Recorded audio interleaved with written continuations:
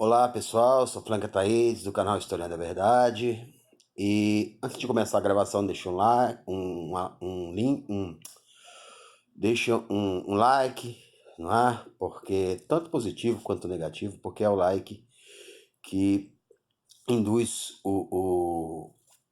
a gravação a ser indicada para outras pessoas assistirem, tá? Vamos falar hoje de novo, não é? Do Pacto Colonial, tá? Do século XXI, né? E aí vamos citar alguns filósofos, tanto de um lado quanto de filósofos, né, intelectuais, tanto de um lado quanto do outro, né? No primeiro, no colonial, Pacto Colonial 1, eu falei do Brasil, né? No 2 eu citei uma analogia ao Conde de Monte Cristo. E agora vamos falar do Pacto Colonial 3 e o que acontece no país nos dias de hoje. E vem o 4, tá? Tanto Marx quanto Adam Smith, por exemplo, né, nós temos que ler ou temos que ter, né, um determinado conhecimento para citá-los, tá? Adam Smith, por exemplo, né, ele mesmo vai dizer que a propriedade privada, dita por Rousseau que era um problema no contrato social, né, para ele também é um problema. Né? E todos os problemas que advinham da exploração da Revolução Industrial, Adam Smith acreditava que, né, principalmente a concentração de renda, Adam Smith acreditava que a mão invisível do mercado, é uma frase dele, tá, seria capaz com o tempo de diminuir essa exploração, diminuir a desigualdade, né, o que realmente vai ocorrer. Né, lá dos meados dos anos 70 do século passado, isso vai ocorrer. Tá? Karl Marx já dizia que a única forma de diminuir a desigualdade, porque ele vive um século depois, né? Karl Marx, Engels, né? Seria a luta de classes, não é? Porque, na verdade, a Revolução Francesa havia tomado o poder, né? Através da burguesia, derrubado o absolutismo e a aristocracia, e instalado no poder a burguesia por uma guerra sangrenta, que foi a Revolução Francesa, não é? E de lá nunca mais saiu. Né? Mais tarde, Marx vai retratar isso na Guerra Civil da França, né? No 18 de maio de Luiz Bonaparte, por aí vai. Né? Então, Adam Smith dizia, né, reconhecia as desigualdades sociais, e Marx também. Um dos pais do liberalismo, ele, David Ricardo, né, John Locke lá no passado, como Karl Marx vai dizer também, né, e depois dele uma série de pessoas, Lenin, Rosa Luxemburgo, né, Gramsci, né, quando a gente chega em Gramsci, Gramsci já está entendendo que a luta de classes não dá para ser convocado através da comunidade urbana ou da classe trabalhadora industrial. Por quê? Não é? Porque já há uma disseminação industrial muito grande, não é possível estar em todas as fábricas, então Gramsci vai propor, né, a conscientização da classe trabalhadora através da formação do intelectual orgânico, né, que se reconheça como classe trabalhadora, e essa classe trabalhadora ela tem que ser formada dentro dos bairros, das comunidades, tá? Paulo Freire vai ter contato com isso também. Mais tarde ele vai dizer que a educação tem que ser crítica, reflexiva, capaz de formar um cara consciente de classe. Né? E por que isso não acontece? Né? E aí a gente pega David Harvey, né, quando ele fala das 17 contradições e o fim do capitalismo.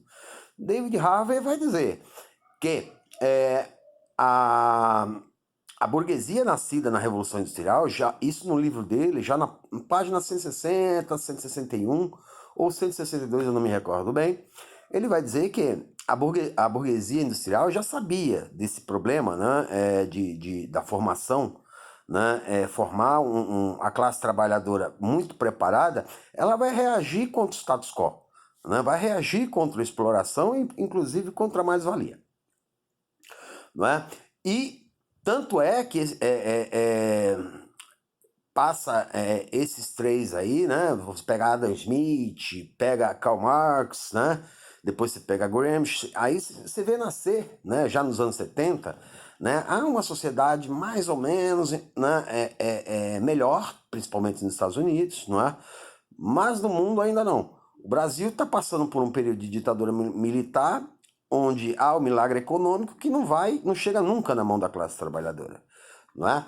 Mas só que o liberalismo não está satisfeito, né, com essa questão de diminuição entre ricos e pobres, e aí vai surgindo já no século XX o neoliberalismo, o novo liberalismo, né, que surge na escola austríaca de Hayek, Mises, né? Mises, por exemplo, né, ele vai saudar a chegada de Mussolini ao poder, não é?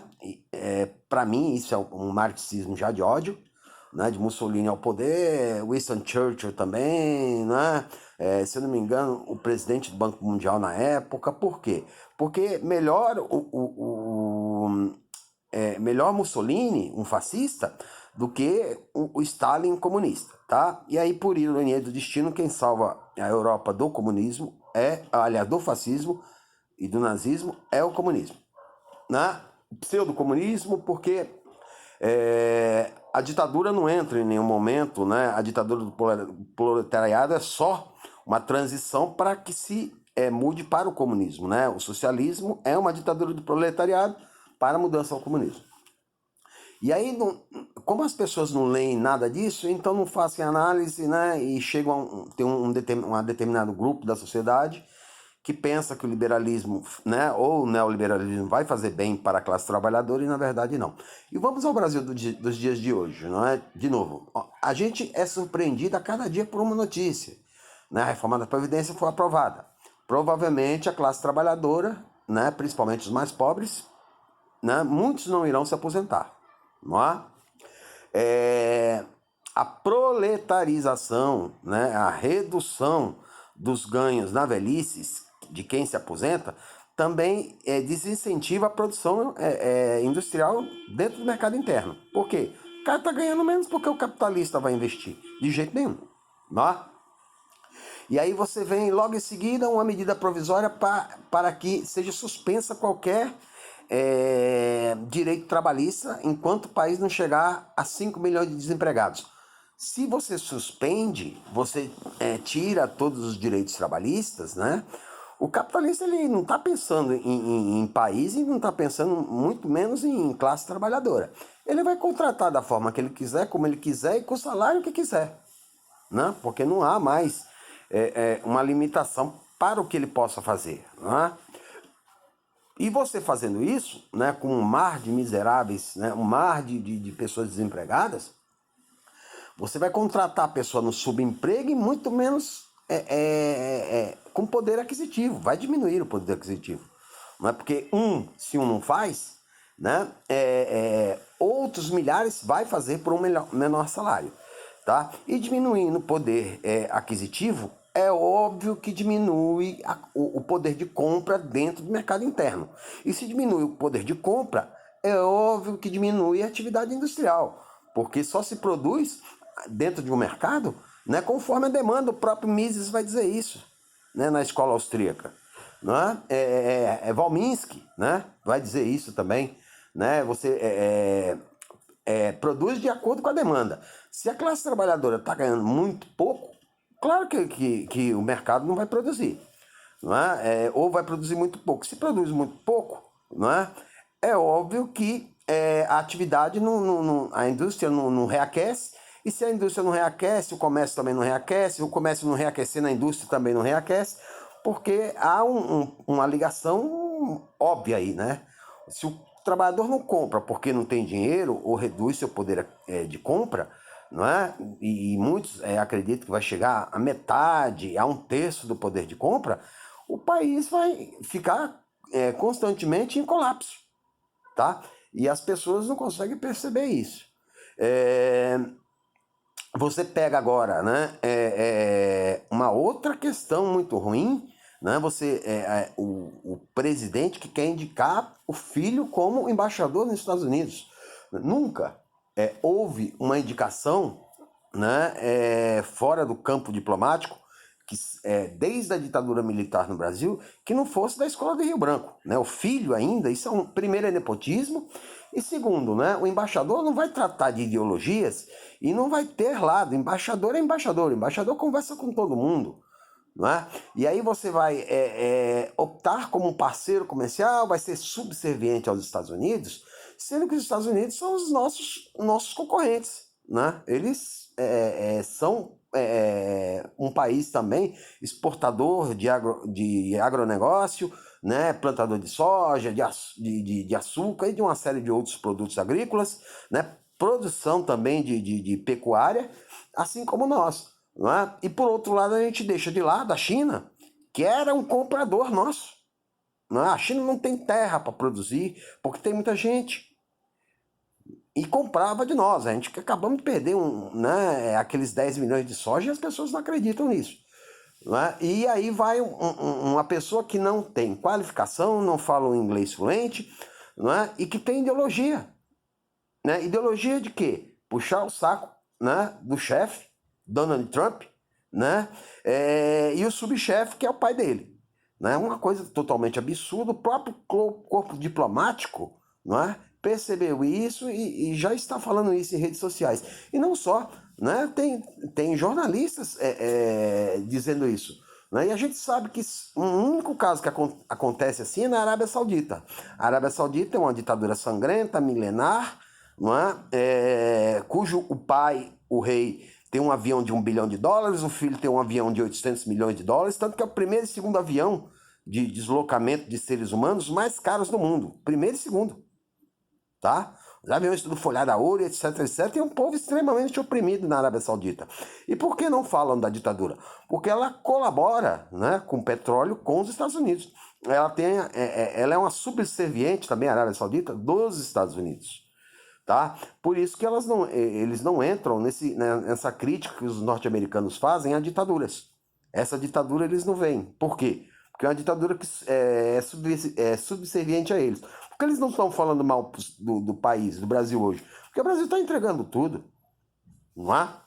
Nós estamos entregando toda a nossa capacidade industrial. Veja, a Embraer, ela ia produzir, ela estava produzindo já um jato que ia entrar no mercado, né, que era uma empresa brasileira, né, para competir com a Bombardier, com a Boeing, né? Depois estava dominando a tecnologia do caça Gripen. Nós íamos começar a fabricar avião de defesa de ponta, né? Perdemos porque deram para a Boeing. Então, essa tecnologia vai ficar na mão dos norte-americanos. O petróleo, né, é uma outra riqueza natural que a ideia é privatizar todas as refinarias do país. E aí, a gente volta a ser uma colônia por quê? Porque a gente só vai vender matéria-prima. Então, como lá no Pacto Colonial a gente vendia cana-de-açúcar, café, agora passaremos a vender, né, arroz, feijão, batata, tudo para os Estados Unidos, que é um entreposto para os Estados Unidos vender para o mundo. Então a gente vai vender mais barato para os Estados Unidos, e os Estados Unidos vendem para o mundo todo, porque o governo está brigando com o resto do mundo. E não só isso, né? A gente está dando as refinarias também, vendendo. Por quê? Né? Isso não vai se arrecadar muito, não vai resolver o problema da dívida, mas a gente vai começar a vender o quê? Óleo cru para ser refinado lá, não é? E eles venderem para nós. Isso é um pacto colonial, né? Um pacto colonial por quê? Porque a gente está vendendo só para um país. Né? E que vai se consolidando essa ideologia quando você coloca o filho do presidente que tem o mesmo pensamento do pai, de subserviência aos Estados Unidos. O cara colocou o boné do Trump, um embaixador não pode fazer isso. Né? O que a gente espera? Espera que o Senado não aprove. Né? E espera que as pessoas acordem. Pô, sem direitos trabalhistas, você não tem como negociar com patrão empregado. Quem era o intermediário que o governo está enfraquecendo? Os sindicatos. Os sindicatos vão perder poder de barganha, por quê? Porque a atividade sindical foi retirada, a doação anual, que era obrigatória em folha, para que o sindicato se enfraqueça mesmo. Ok? Quem gostou, deixa um like, né? Na próxima, a gente vai falar do Pacto Colonial de novo, né? Um capítulo 4. Como, né, as coisas podem piorar se as pessoas continuarem defendendo uma ideia por teimosia, né? Principalmente quem pertence à classe trabalhadora, não é? Porque a classe trabalhadora é que sofre. né? Em todo lugar do mundo é a classe trabalhadora que sofre, né? A gente pode chegar a ser uma Bangladesh. O que é Bangladesh? É um estado que, né, as pessoas trabalham, produzem, mas não consomem aquilo que produz. Ok, pessoal? Da próxima, né, quem gostou deixa o like. Da próxima a gente fala sobre outras consequências do Pacto Colonial 4. Um abraço.